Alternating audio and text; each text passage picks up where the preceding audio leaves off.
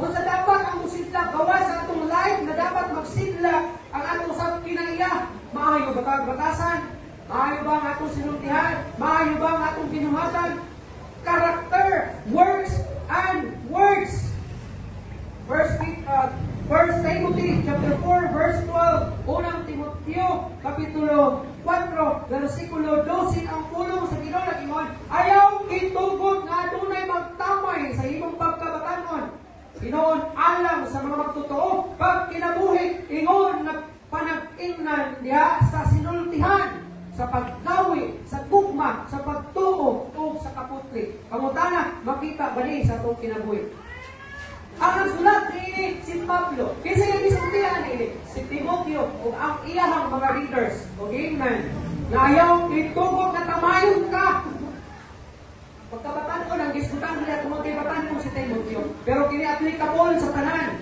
Inoon, alam sa mga magtotoo. Kita na mga Kristohanong kinihan, dili mga non-believers ang diskutan nila. Mga magtotoo. Pag kinabuhi, ingon na panag-ingnan diha sa sinultihan, ang ako bang mga sinultihan, mahay mo bang panaminan nato sa uban, mahay mo ba kining panalangin, panag-ingnan, dili balik kapandulan, sa pagdawi ang atong binuhatan, ayaw ba ang atong binuhatan, makita ba ka nila na kinabuhi o nabuhat, mawalay ikasaway o dili masaway. Ingon pa, ang atong binuhatan to live a life that mirrors Jesus and to fight the good fight for righteousness. Isa daw, i-mirror nato si Jesus Christ. Isa man si Jesus Christ. Si Jesus Christ, makita ba nino ang mga dautan niya, mga buhat? Dili. So dapat dili makita sa itong kinabuhi ang mga dili maayon ng mga binuhatan. Kaya salamin man nato si Jesucristo diri sa atong kinabuhi. And fight the good fight for righteousness.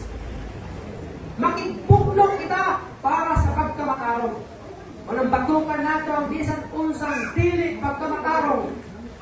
Kadiin makapasipala sa Ginoo diri sa atong kinabuhi. Another thing, our words, atong mga pinulungan, no flippant speech. Flippant.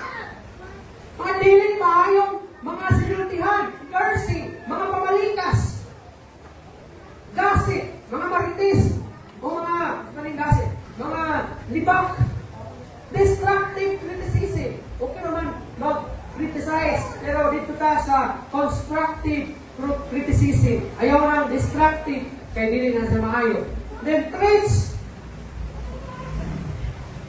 mga hulga, filthy talks, mga hugaw ng mga tinulungan. Kaya ng Android, kaya yung mga kanta, mga sample na sa mga filthy talks o mga green jokes, may tawag na.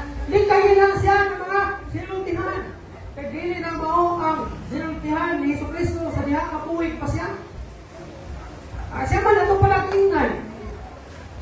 And then, mga coarse jokes, mga dili maayo na komedya.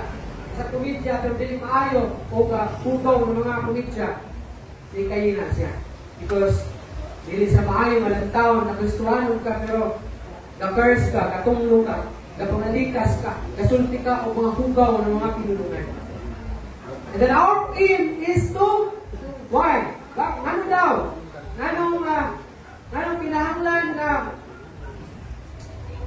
ipakita nato diya sa ato ang attitude is tumuti may inta, may goal ka. And ang atong goal is to glorify God in words and in deeds. Kung sa atong goal, to glorify God and in deeds. Pasidong ka ng Ginoo diya sa atong ang mga sinultihan o diya sa atong binuhatan.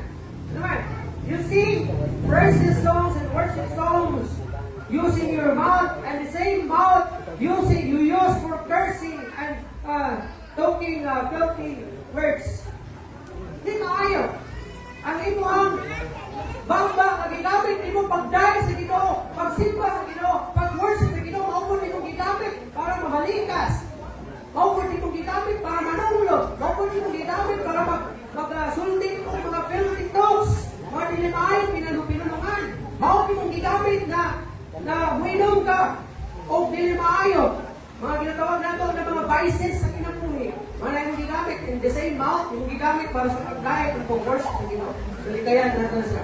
Because that is not bring glory to our Lord Jesus Christ.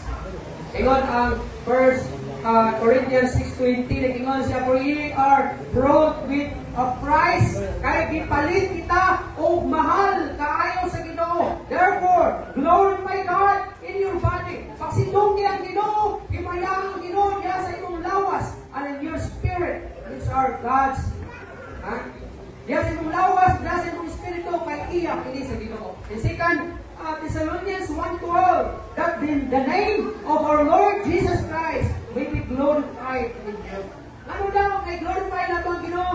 Diya sa itong lawas, diya sa espiritu. Ano kinahanglan i-glorify nato ang Ginoo diya sa itong mga pinunuan o pinuhakan? Because that's the name of our Lord Jesus Christ. Glorified, he be glorified in you. And ye in Him, according to the grace of God, of our God and the Lord Jesus Christ. Sa iba ng mga Kristohano, iwahaon nato, nakapasidunggan nato ang Ginoo.